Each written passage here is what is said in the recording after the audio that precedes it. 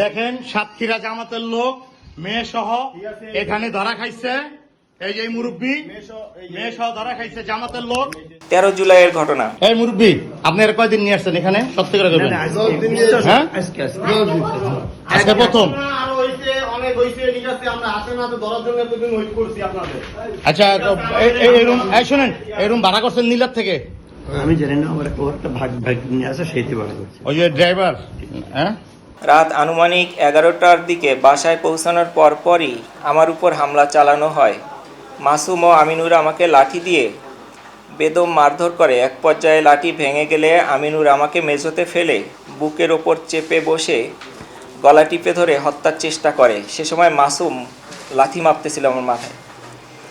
আমার মা ও ছোট বোনের চিৎকার ও টানাটানিতে এক পর্যায়ে তারা আমাকে ছেড়ে দেয়।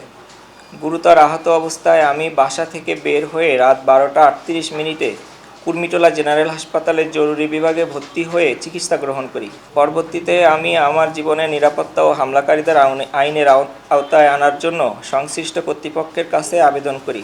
এরপর 21 জুলাই 2026 তারিখে পল্লবী থানায় কয়েকজনের নাম উল্লেখ করে এবং আরও কয়েকজনকে অজ্ঞাতনামা আসামি করে মামলা দায়ের করি। মামলাটি ডিবিতে স্থানান্তরিত হয় এবং কয়েকজন আসামিকে গ্রেপ্তার করে। পরবর্তীতে বিজ্ঞ আদালত তাদের জামিন দেয়। জামিনে থাকা আসামিসহ আরও কয়েকজন সন্ত্রাসী আমাকে এবং আমার পরিবারের সদস্যদেরকে বিভিন্নভাবে হুমকি দিচ্ছে, এমনকি আমাকে হত্যার হুমকিও দিয়েছে।